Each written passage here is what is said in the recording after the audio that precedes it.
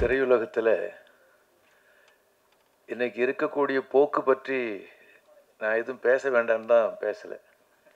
ஆனால் நீங்களும் பேசுனதை கேட்ட பிற்பாடு ஒரு 5 நிமிஷம் எடுத்துக்க நினைக்கிறேன்.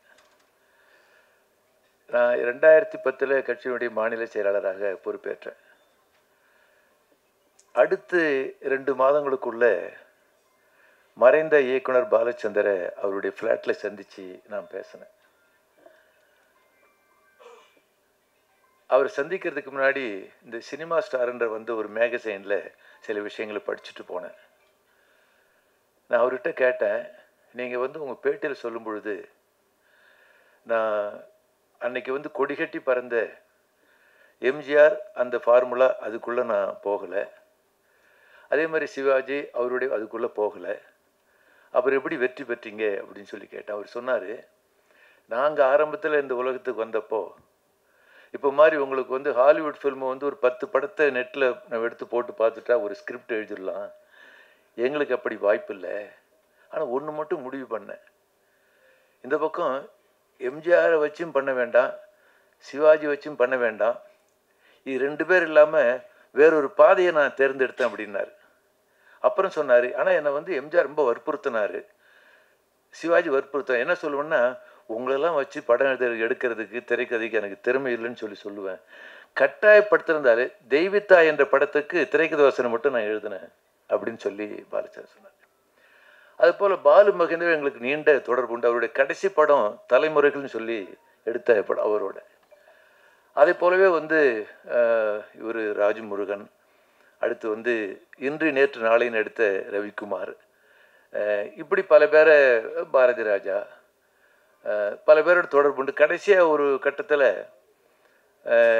நம்ம கமல் சார் திரையுலகத்துக்கு வர்றது அரசியலுக்கு வர்றதுக்கு முன்னாடி அவர் சந்தித்தேன்.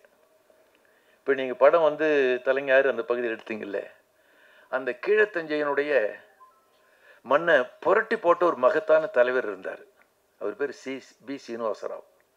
அவர் பிறந்தது கர்நாடகத்தில் தென் கனடாவில், படித்தது பெங்களூரில்.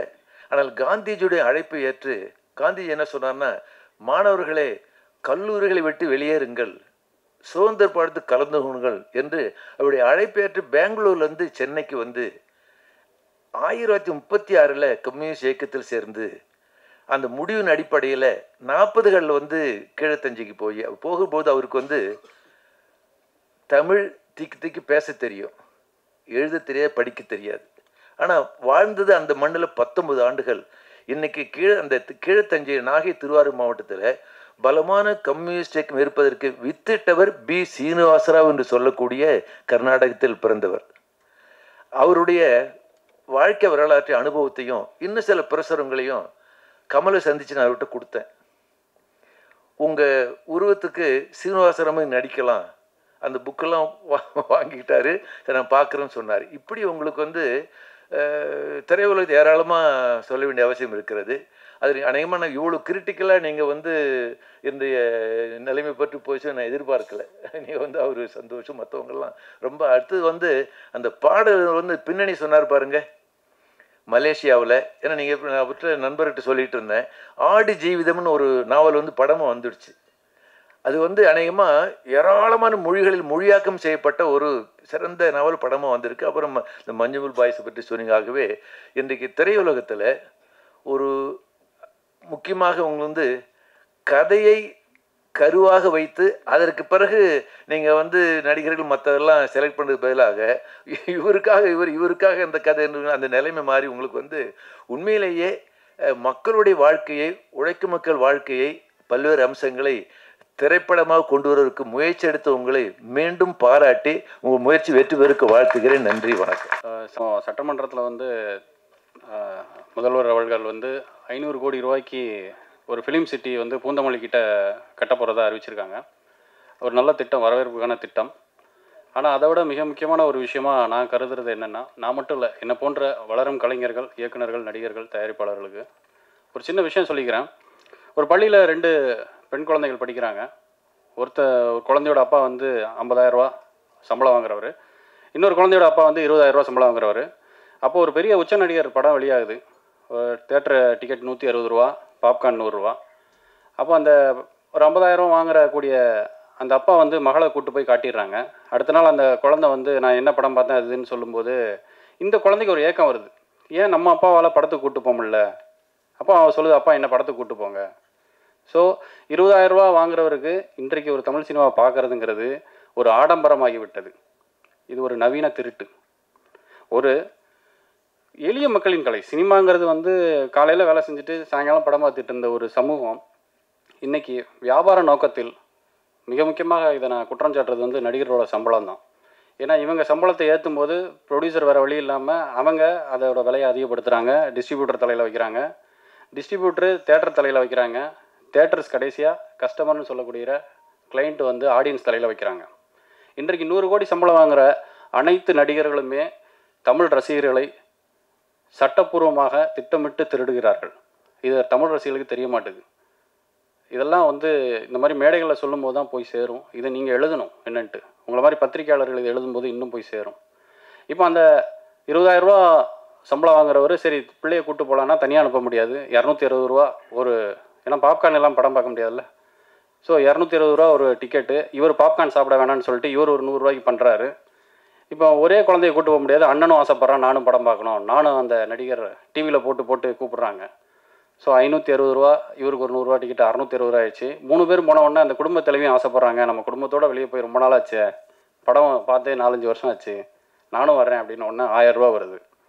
இந்த 1000 ரூபாய்க்கு கடன் வாங்குறதா, இல்லைன்னா ஃபீஸ் கட்டு வச்சுருந்த காசோட சேமிப்பை எடுக்கிறதா, இல்லை தன் பிள்ளைகளோட எதிர்காலத்துக்கு நகையை சேர்க்கிறதுக்கு அதிலிருந்து எடுக்கிறதாங்கிற ஒரு இதில் போய் வேறு வழி இல்லாமல் கடன் வாங்கி படம் பார்க்குற அளவுக்கு இன்றைக்கி தமிழ் சினிமாவை கொண்டு போய் விட்டது நடிகர்கள் தான்.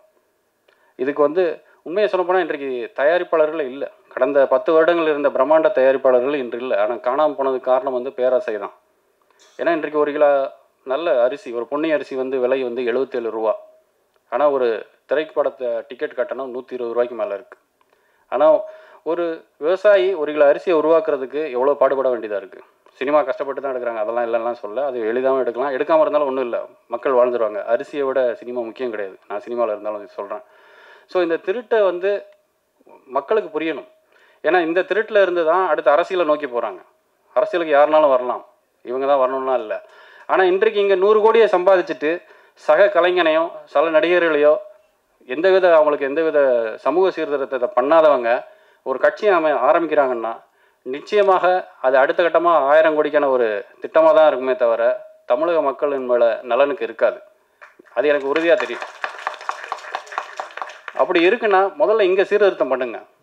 நீங்கள் இங்கே வந்து ஒரு சின்ன படம் வரலன்னு போன வாரம் கூட ஒரு படம், இந்த ஃபைண்டரோ இன்னும் ஒரு படத்துக்கு வந்து தேட்டர் கிடைக்கல அப்படின்லாம் வருத்தப்படுறாங்க. நிச்சயம் கொடுக்க மாட்டாங்க. சின்ன படங்களுக்கு பெரிய தேட்டரில் கிடைக்காது. இது யதார்த்தம். இந்த யதார்த்தத்தை புரிஞ்சுக்கோங்க. ஆனால் சின்ன படங்கள் நான் சொன்ன மாதிரி முன்னாடியே டைரக்டர் சொன்னேன், ஹீரோவே சொல்ல முடியும். சிவகார்த்திகேயன், விஜய் சேதுபதி, விமல், வித்தார்த்து, நான் உட்பட ஆண்டனி, குருசம சுந்தரம் மாதிரி போன்ற நடிகர்கள்லாம் சின்ன பட்ஜெட்டில் தான் வர முடியும். ஒரு தயாரிப்பாளர் இந்த தொழிலே தெரியாமல் வந்து பெரிய பட்ஜெட்டை போட முடியாது. ஒரு 4 கோடி குறைவான படம் தான் பண்ண முடியும். ஸோ இப்போ ஒரு 4 கோடி கூட குறைவான படத்தை கொண்டு வராங்கன்னா இந்த தயாரிப்பாளர் சங்கம் அவங்களுக்கு வழிகாட்டணும். இந்த விஷயங்களை பண்ணுங்கள், அதை பண்ணுங்கிறத விட்டு படம் எடுக்காதீங்கன்னு சொல்கிறது வந்து அது ஒரு புஷ்வாத்தனம் மாதிரி தான். அதாவது காசு இருக்கவங்க மட்டும் ஸ்கூலில் சேருங்கிற மாதிரியான ஒரு விஷயங்கள். இதுக்கு ஒரே தீர்வாக நான் முன்வைக்கிறது என்னென்னா, அரசு திரையரங்கத்தை திறக்க வேண்டும். 500 கோடி ஃபிலிம் சிட்டி இன்றைய அத்தியாவசியம் அல்ல. இன்றைக்கு வந்து ஒரு எளிய குடும்பம், நான் சொன்ன ஒரு 20,000 ரூபாய்க்கு கீழே வாங்கக்கூடிய குடும்பத்தால் படம் பார்க்க முடியலங்கிறது அது அரசு செயல்படணும். அவங்களுக்கு என்டர்டைன்மெண்ட் என்ன இருக்குது? நிறைய பேர் ஓடிடி கிடையாது, அவங்க மொபைலில் பார்க்க முடியாது. டிவியும் பெருசாக அவங்க நிறைய வீடுகள் இல்லை. ஒரு 300 ரூபா சம்பாதிக்கிற ஒரு ஆளால் 120 ரூபா கொடுக்குறங்கிறது அதுக்கு எந்த படமாக, அது உலக படமாக இருந்தாலும் எவ்வளோ பெரிய படமாக இருந்தாலும் அது தகுதி கிடையாது. இப்போ நாங்கள் இந்த படம் எடுத்திருக்கோம், இந்த படத்துக்கு நான் விலை நிர்ணயிக்க முடியாது. ஒரு விவசாயி வந்து உருவாக்குறாங்க, ஆனால் விவசாயி நிர்ணயிக்க முடியல, இடையில இருக்கக்கூடிய ஆட்கள் தான் நிர்ணயிக்கிறாங்க. எனக்கு இது ஒரு 50 ரூபா வச்சுருந்தா போதும், அப்படி தான் நான் நினைக்கிறேன். நான் தானே உருவாக்குறேன், நானும் என்னுடைய நண்பர்கள் உருவாக்குறோம். ஸோ இதுதான் இங்கே இருக்கக்கூடிய அரசியல். ஸோ இதை தீர்வு செய்யணும்னா 50 நகரங்களை தேர்ந்தெடுத்து 50 திரையரங்களை தமிழக அரசு திராவிட மாடல் உருவாக்குச்சுன்னா உலகத்திலே முதலாக அந்த சாதனையை செய்த பெருமை பெற முடியும். இந்த 50 நகரத்தில் பார்த்தீங்கன்னா இடம் கூட சொல்லுவேன் நான், பஸ் ஸ்டாண்டில் வைங்க, பழைய பஸ் ஸ்டாண்டோ புது பஸ் ஸ்டாண்டோ. பஸ் ஏறதுக்கு பதில் அங்கே 2 மணி நேரம் பஸ்ஸு லேட்டாக வருதுன்னா தேட்டருக்கு வந்துட்டு போவாங்க. கிட்டத்தட்ட ஒரு திரையரங்கிலிருந்து மட்டும் அரசுக்கு 10 to 12 கோடி ரூபாய் வருமானம் வரும். உங்களுக்கு தேட்டர் வசூல் இருக்குது, கேன்டீன் இருக்குது, பார்க்கிங் இருக்குது. பார்க்கிங் பெரிய பிரச்சனை வராது, ஏன்னா பஸ் ஸ்டாண்டுங்கிறதுனால பக்கத்துலேயே இருக்கும். 5 ரூபா 10 ரூபாயிலே நீங்கள் காரை போட்டுடலாம். மிகப்பெரிய ஒரு ஃபுட்ஃபால் உள்ளே வரும், திரும்பவும் ரசிகர்கள் உள்ளே வருவாங்க. இதை சொன்ன உடனே இந்த தயாரிப்பாளர் இந்த திரையரங்க உரிமையாளர் சங்கம் பயந்துட வேண்டாம். ஏன்னா நம்ம ஒரு நல்ல திட்டத்தை முன்வைக்கும் போது அவங்க என்ன பண்ணுவாங்கன்னா, அரசு திறந்துட்டாங்கன்னா நம்ம கூட்டம் வர மாட்டாங்கன்னு சொல்லி சம்மந்தப்பட்ட அதிகாரிகளுக்கு காசை கொடுத்து அந்த திட்டத்தை கிடப்பில் போட சொல்லக்கூடிய ஒரு வாய்ப்பு இருக்குது. ஏன்னா நமக்கு அப்படியான ஒரு சமூகம் அமைந்திருக்கு. நிச்சயம் நம்ம ஒரு கவர்மெண்ட் ஸ்கூல் ஓப்பன் பண்ணுறதுனால ப்ரைவேட்டுக்கு எந்த பாதிப்பும் வராது. ஒரு ரேஷன் கடை ஓப்பன் பண்ணுறதுனால சூப்பர் மார்க்கெட்டுக்கு பாதிப்பு வராது. ஒரு சமூக நலம் கூட உருவாக்குறதுனால அரசு உங்களுக்கு வந்து ஒரு கல்யாண மண்டபம் பிரச்சனையாகாது. இது வந்து 20,000 கீழே அரசு வந்து இந்த திரையரங்கத்தை இதை ஒற்றை மனிதனாக நான் மட்டும் சாத்தியப்படுத்த முடியாது. ஏன்னா நான் சொன்ன மாதிரி உதவி இயக்குநர்கள் இதுக்கு வந்து குரல் கொடுக்கணும். நீங்கள் 4 கோடி கீழே தான் படம் பண்ண முடியும், அதுதான் சாத்தியம். இல்லைன்னா ஒரு நடிகர் பின்னாடி போய் வாழ்க்கையை தொலைக்க வேண்டியதாக இருக்கும். அப்போ புது நடிகர்கள் யார் யாரெல்லாம் ஹீரோ ஆகணும், நடிக்கணும்னு ஆசைப்பட்றாங்களோ அவங்க எல்லாம் சமூக வலைத்தளங்களில் இதை பற்றி எழுதுங்க. ஒரு ஏன் அரசு வந்து முதல் திரையரங்கத்துக்கு நீங்கள் கலைஞர் பேரை சூட்டுங்க. கலைஞர் திரையரங்கம், அண்ணா திரையரங்கம், புரட்சி தலைவர் திரையரங்கம், சிவாஜி திரையரங்கம், அம்மா திரையரங்கம், NSK, மனோரமா ஆட்சி, இப்படி கலைஞர்கள் சாதனை புரிந்தவர்களோட பேரில் நீங்கள் திரையரங்கத்தை திறந்தால் இதன் மூலம் அரசுக்கு ஆண்டுக்கு நீங்கள் 50 திரையரங்கம், ஒரு திரையரங்கத்துக்கு 12 கோடின்னு வச்சுக்கிட்டிங்கன்னா 50 திரையரங்கின் மூலம் வருடத்துக்கு 600 கோடி கிடைக்கும். 5 வருடங்களில் 3000 கோடி கிடைக்கும். இந்த வருமானத்தை, ஏன்னா இதை நான் சொல்லும்போது என்னென்னா கண்டிப்பாக அந்த கமெண்டில் போடுவாங்க, ஏன்டா உனக்கு ஒரு வேலை இல்லையா, அரசை போய் தேட்டருக்கு ஏற்கனவே வந்து சினிமாவில் சீரழிஞ்சிக்கிட்டு இருக்கு, நீ வந்து தேட்டர் திறக்க சொல்கிறீங்கிறனால அதையும் சொல்கிறேன். இந்த 600 கோடி வருமானத்தை நீங்கள் அரசு பள்ளிக்கு செலவிடலாம், அரசு கல்லூரிகளுக்கு, அரசு மருத்துவமனைக்கு, திரும்ப மக்களின் பணம் மக்களுக்கே போய் சேரும். ஃபிலிம் சிட்டியின் மூலம் இந்த முதலீட்டை எடுக்க முடியாது. ஈவன் அந்த கான்ட்ராக்ட் யார் அந்த ஃபிலிம் சிட்டிக்கு கான்ட்ராக்ட் கொடுத்துருக்கீங்களோ அவங்களுக்கே அந்த 50 தேட்டரை கட்டுறதுக்கான கான்ட்ராக்டை கொடுக்க முடியலாம். ஏன்னா இவ்வளோ ஆய்வு செஞ்சுருக்கேன். ஒரு மாதமாக நீங்கள் இதை வந்து ஒரு பெப்சி சங்கம், தயாரிப்பாளர் சங்கம், நடப்பு தயாரிப்பாளர் சங்கம், சிறுகுட பட தயாரிப்பாளர் சங்கம், இயக்குனர் சங்கம்னு சொல்லிட்டு எல்லாருமே வந்து அரசு திரையரங்கத்தை திறந்தால் நிச்சயம் வந்து தமிழ் சினிமா மீண்டு வர முடியும். ஏன்னா பெரிய ஒரு ஓப்பனிங் வரும். நான் நடிகருக்கு கதை பண்ணவே கூடாதுன்னு என்னன்ட்டு. ஏன்னா நடிகர்கள் என்ன பண்ணுவாங்கன்னா உங்களை பயன்படுத்துவாங்க, ஒரு இயக்குனரை, தயாரிப்பாளரை, அந்த வந்து எப்படி அவங்ககிட்ட இருந்து அதை அவங்க அறிவை பயன்படுத்துறது, அவங்க பணத்தை பயன்படுத்துறதுன்னு நினைப்பாங்க. சமூகத்துக்கு அவங்களால ஒரு நல்ல படம் நிச்சயம் வரவே வராது. ஸோ அரசு இதை ஆவணம் செய்ய வேண்டும் என்று இருக்கிறேன். இப்போது கதாநாயகி குஷி அவர்கள் பேசுவார்கள். நுழைவுச்சீட்டு கட்டணம் 25, 50, 75. என் பேர் குஷி, நான் வந்து கர்நாடகா. எனக்கு வந்து உழைப்பாளர் தினம் மூவியில் நான் வந்து மாலதின்னு ஒரு கேரக்டர் பண்ணுறேன். அந்த சான்ஸ் எனக்கு கொடுத்த சந்தோஷ் சார், அவங்களுக்கு தேங்க்ஸ். அண்டு இதில் வந்து என்னை இன்ட்ரடியூஸ் பண்ணது கார்த்திக் சிவன்னு கோ ப்ரொடியூசர், அவங்களுக்கும் என்னோடய தேங்க்ஸ். இது வந்து ஃபஸ்ட்டு ஃபோட்டோஷூட் ஆனதும் எனக்கு வந்து தமிழ் பேச முடியுமா, எனக்கு தமிழ் அவ்வளோ ஃப்ளூயண்ட்டாக இல்லைன்னு ஒரு இது வந்துச்சு. அப்போது எனக்கு வந்து இதோட எக்ஸிக்யூட்டிவ் ப்ரொடியூசர் வந்து சம்பத் சார் தான். அவங்க தான் வந்து என்கிட்ட கேட்டாங்க, என்னம்மா தமிழ் டைலாக் எல்லாம் பேச முடியுமா, இதில் வந்து கொஞ்சம் டைலாக்ஸ் எல்லாம் ஒரு வில்லேஜ் சப்ஜெக்ட் மாதிரி இருக்குது அப்படின்னு என்கிட்ட கேட்டாங்க. ஓகே சார், ட்ரை பண்ணுறேன், பட் என்னால் பண்ண முடியும் அப்படின்னு நான் தைரியமாக சொன்னேன். அவங்க எனக்கு நெக்ஸ்ட் டே வந்து படத்தோட மொத்த டைலாகும் எனக்கு சொல்லி கொடுத்தாங்க. அதை வந்து நான் கற்றுக்கிட்டேன். மேடையில் அமர்ந்திருப்பவர்களுக்கும் மீடியா ப்ரெஸ் நண்பர்களுக்கும் மாலை வணக்கம்.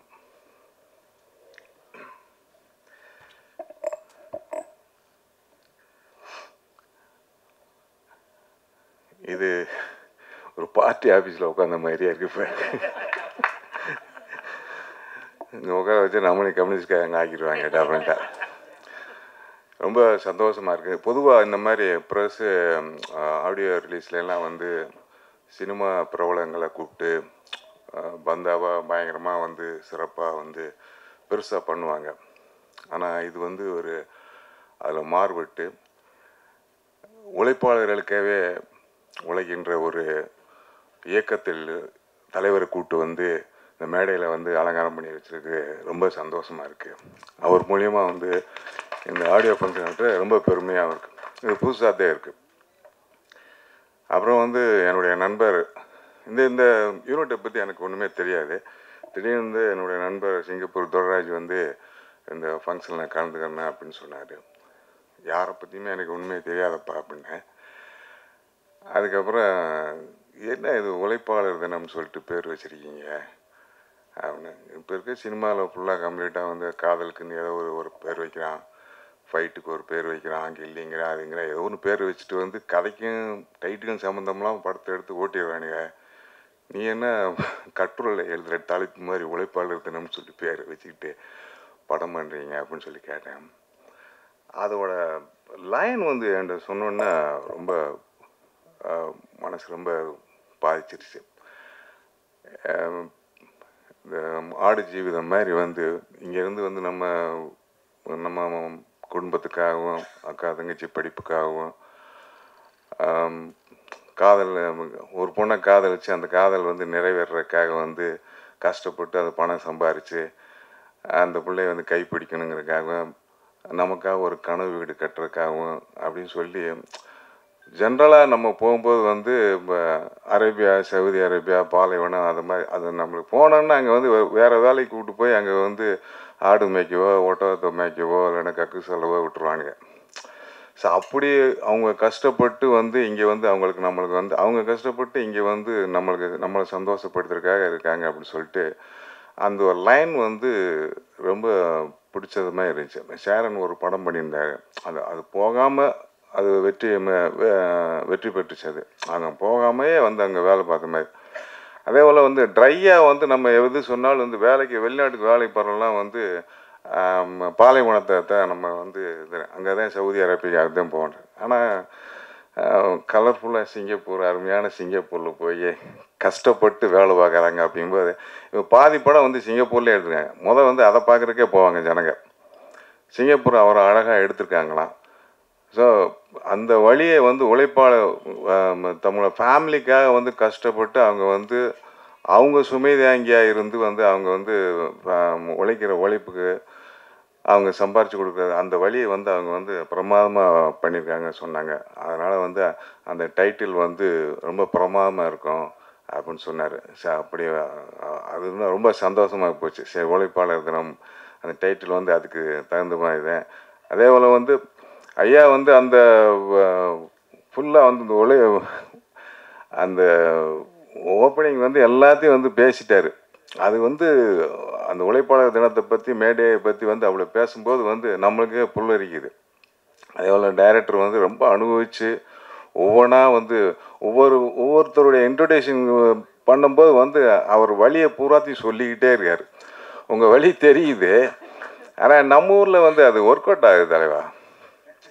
நீ என்ன அதே கற்று அவன் வந்து இப்போ நீ சொல்கிறீங்க மாரி செல்வராஜ் அவங்கெல்லாம் வந்து ஃபஸ்ட்டு படம் வந்து அப்படியே ரொம்ப கஷ்டப்பட்டு எடுத்தாங்கன்னு. அடுத்த அடிப்பு என்னென்னா அவனை வளர விடக்கூடாதுன்னு சொல்லிட்டு பெரிய ஹீரோக்கெலாம் நினப்பான். உடனே அவனுக்கு கூப்பிடு, அவனுக்கு சம்பளத்தை பெருசாக்கி அவனுக்கு வீட்டு வாங்கி வந்து அவனை அமுக்கிடுவானுங்க. ஸோ அதுதான் நடக்கும். ஸோ இது வந்து ஃபேக்ட்டு. அவனும் வாழணும்னா இல்லாட்டினா நம்மளை மாதிரி கம்யூனிஸ்ட் கொடியை தூக்கிட்டு அவனும் சுற்றிக்கிட்டே இருப்பான் கடைசி வரைக்கும். ஸோ கஷ்டங்கிறது வந்து அவன் வந்து வந்துக்கிட்டே இருக்கான். ஆனால் கொள்கையை வந்து எப்பயுமே வந்து பெரிய படமோ சின்ன படமோ கொஞ்சம் கொஞ்சமாக வந்து உள்ளே திணிக்கிறதுக்கு தான் முயற்சி பண்ண. நீ வந்து பெரிய அரசியல்வாதி ஆகலாம், அதில் வந்து நீ வந்து பெரிய கில்லாடி, நீ வந்து ஒரு எம்எல்ஏ ஆகி ஒரு மந்திரி ஆகி நீ நினச்சதை பூராத்தி வந்து சாதிக்கலாம். பட் இப்போ இருக்க ப்ராக்டிக்கலில் வந்து இவன் வந்து செய்ய மாட்டானு. அந்த மாதிரி அரசியல் இது. இதெல்லாம் இந்த மேடையில் வந்து நீ ஒரு நல்ல விஷயம் என்ன பண்ணீங்கன்னா எல்லா விஷயத்தையும் வந்து ஐயா முன்னாடியே சொல்லிட்டீங்க. நீங்கள் அவர் பார்த்துக்கிடுவார், அங்கே போய் வந்து வேட்டு வச்சுருவார். ஐயா இப்படியெல்லாம் பேசிக்கிட்டு இருக்கானுங்க, நம்ம வந்து ஒரு தியேட்டரை கட்டி விட்டுலாம், தியேட்டர் டிக்கெட் விலையை குறைச்சிடலாம், என்னென்னமோ பேசிக்கிட்டு இருக்கானுங்க, அதனால் ஏதாவது ஒன்று பண்ணி கொடுங்க அப்படின்னு சொல்லி அவர் நாசுக்காக பேசிடுவார். அது தெரியும். ஸோ அந்த இதுக்கு வந்து அது சொன்னதுக்கு ரொம்ப நன்றி உனக்கு. அதே போல் இந்த படத்தோட மியூசிக் டைரக்டர் வந்து ஒரு நல்ல சாங் போட்டிருக்காரு. ஒரு கர்த்தாலமுக்கு பாடலாசிரியர் நல்லாவும் எழுதியிருக்காரு.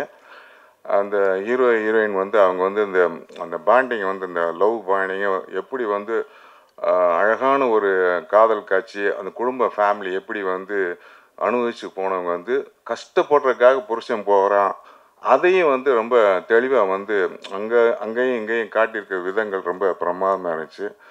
ஸோ இந்த உழைப்பாளர் தினத்தில் வந்து இந்த படத்தில் இந்த யூனிட்டில் உழைச்ச அத்தனை உழைப்பாளர் டெக்னீஷியனுக்கு எல்லாத்துக்கும் வாழ்த்துக்கள் தெரிவிச்சுக்கிறேன். இந்த சின்ன படம் பெரிய படம் இப்போ வந்து சின்ன படம் தாங்க நல்லா ஓடுது.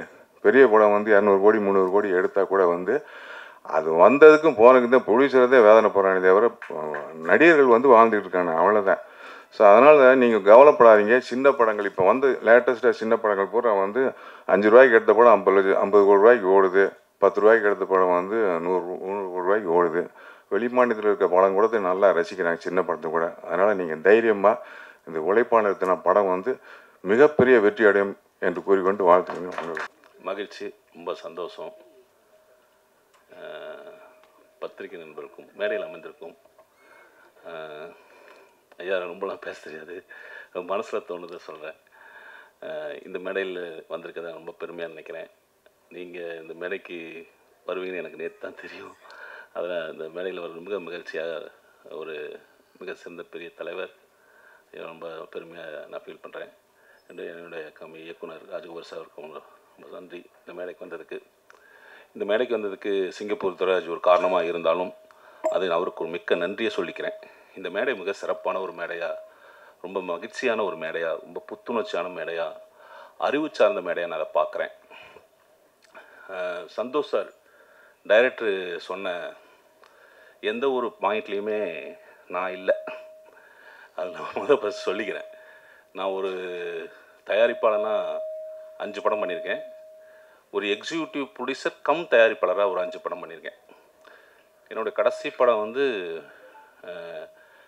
96. அதுக்கப்புறம் நாடோடிகள் 2ன்னு ஒரு படத்தை வந்து நான் தமிழ்நாடு ரைட்ஸ் வாங்கி பண்ணேன். அந்த படத்தை மொத்தம் அது கதையை கேட்காம பண்ண படம். அந்த படம் ஓடல. நான் வந்து சென்னைக்கு வந்து ஒரு 20 வயசுலேயே சின்னதாக ரெப்ரஸன்டேட்டிவாக இருந்து, சாதாரணமாக இருந்து, ஒரு சின்ன படங்களை விலைக்கு வாங்கி பார்த்து டிஸ்ட்ரிபியூஷன், இங்கிலீஷ் படங்கள் இப்படி படிப்படியாக வந்து டிஸ்ட்ரிபியூட்டராக இருந்து, சேதுன்னு ஒரு படத்தை நார்த் சவுத் டிஸ்ட்ரிபியூஷன் பண்ணிவிட்டு அப்படியே வளர்ந்து, அப்படியே வந்து ஒரு டிஸ்ட்ரிபியூட்டராக இருக்கும்போதே நம்ம ஒரு படத்தை கணிக்கிறோம், ஒரு தயாரிப்பாளராக வரலாமேன்னு சொல்லி தயாரிப்பாளராக வந்து ஃபஸ்ட்டு படம் கலாப காதலன். அந்த படத்துக்கு நான் எக்ஸிக்யூட்டிவ் ப்ரொடியூசர் தான். ஆனால் அது அந்த தயாரிப்பாளரே கடைசியில் அந்த படத்தை எனக்கு கொடுத்துன்னு எனக்கு ஒரு தயாரிப்பாளராக அங்கீகாரத்தை கொடுத்துட்டாரு. நான் அப்படி நான் இருக்க மாட்டேன்னு சொல்லி அப்புறம் திருப்பி எக்ஸிக்யூட்டிவ் ப்ரொடியூசராக ஒரு 4 படம் பண்ணேன். கடைசி படம் அதில் சில்லுன்னு ஒரு சந்திப்பு. இப்படி கொஞ்சம் கொஞ்சமாக வளர்ந்தேன். அதுக்கப்புறம் ஃபஸ்ட்டு படம் என்னுடைய இண்டிவிஜுவலாக ரொம்ப சினிமா விட்டே போயிடலாம், சில்லுன்னு ஒரு சந்திப்பு, விமல், ஓவியா இவங்கெல்லாம் நடித்து ஒரு படம் பண்ணேன். அந்த படத்தோட என்னோடய டோட்டல் கேரியரும் காலி. அது வந்து ஒரு புதிய இயக்குனர் தான். நான் பண்ண 10 இயக்குனரில் 8 இயக்குனர் புதிய இயக்குனர் தான். அதில் மியூசிக் டைரக்டர், புதிய மியூசிக் டைரக்டர் கிட்டத்தட்ட ஒரு 6 புதிய மியூசிக் டைரக்டர் தான். என்னோடய முதல் வெற்றி படம் ரோமியோ ஜூலியட்.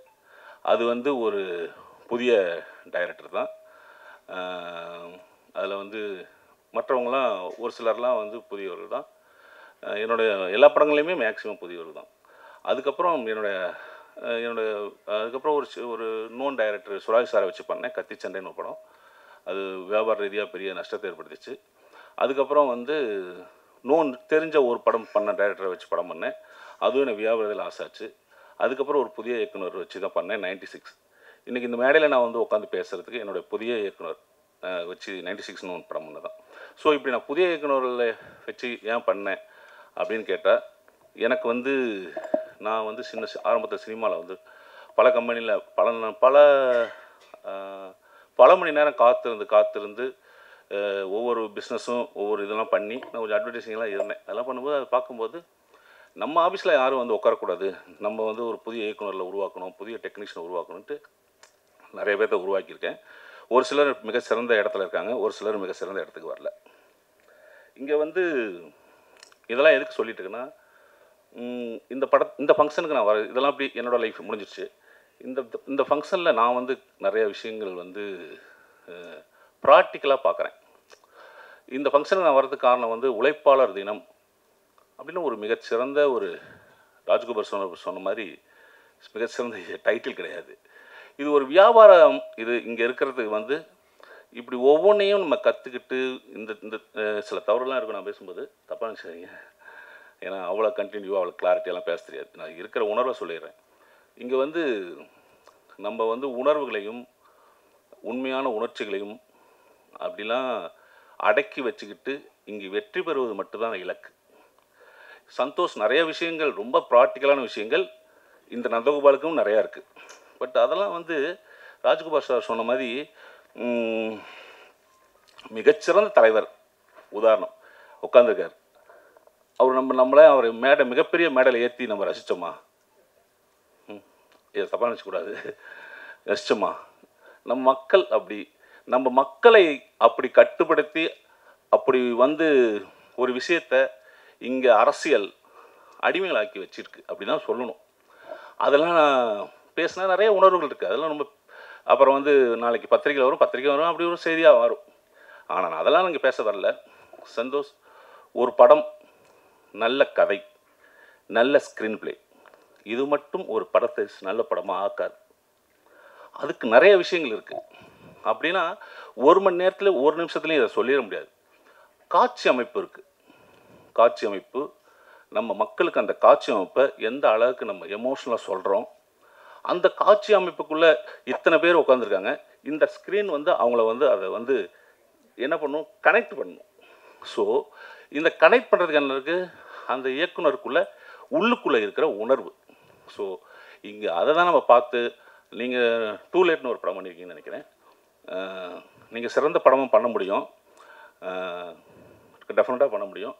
ஏன்னா ஏன்னு கேட்டிங்கன்னா, உணர்வு ரீதியான ஒரு மனுஷனுக்கு அந்த உணர்வை வந்து வெளிப்படுத்துகிற காட்சி அமைப்பு நம்ம வெறுமனே அதை ஓப்பனாக ஒரு விஷயத்த ஆடியன்ஸுக்கு சொல்ல சொல்ல அது இங்கே திகட்டிடும். அது வந்து ரொம்ப சுவாரஸ்யமாக இனிமையாக சொல்லணும். கண்டிப்பாக அந்த மாதிரி சொல்லுங்கள். சொல்லிட்டு வெற்றி பெறுங்க. ஃபஸ்ட்டு வெற்றி பெற்றுங்க. சந்தோஷனா இங்கே சினிமாவுக்கு பத்திரிக்கையாளருக்கு எல்லாத்துக்கும் தெரியணும், இந்த மேடையில் இருக்கணும் எல்லாத்துக்கும் தெரியும் போது ஒரு விஷயத்தை நீங்கள் சொல்லுங்கள். ரொம்ப வேகமாக போய் சேரும். வேகமாக போய் சேரும்போது என்ன ஆகிடுங்க கேட்டிங்கன்னா, நீங்கள் சொல்ல வேண்டிய விஷயம் எல்லாம் பக்காவாக தெரிஞ்சிட்டிங்க, வெற்றி அடைஞ்சிட்டிங்க, எல்லாம் தெரிஞ்சிட்டிங்கல்ல, அதுக்கப்புறம் என்ன ஆகுன்னு தோணிங்கன்னா, உங்களுக்கு ஒரு மேடை தேவைப்படும். அங்கே நீங்கள் வேறு ஒரு ரூட் ஆகிடுவீங்க. அந்த மாதிரி மக்கள் தான் இங்கே மாறிடுறாங்க. இங்கே ஒரு நல்ல ஸ்டேஜ் கிடச்சும் போது, ஒரு ஷீட்டு கிடச்ச பிறகு, ஒரு இடம் கிடச்ச பிறகு அவங்க வேறு மாதிரி ஆகிடுறாங்க. ஸோ அதனால தான் வந்து அந்த வந்த இடத்த மறந்துட்டு ஒரு இடம் கிடச்சதுக்கப்புறம் அவங்க போய் ஒரு சொல்கிறது ரொம்ப ஒரு குஷனாக வந்துடுது. அப்புறம் விட்டுறாங்க. நீங்கள் சொன்ன டைரக்டர் லிஸ்ட்லாம் அந்த மாதிரி தான்.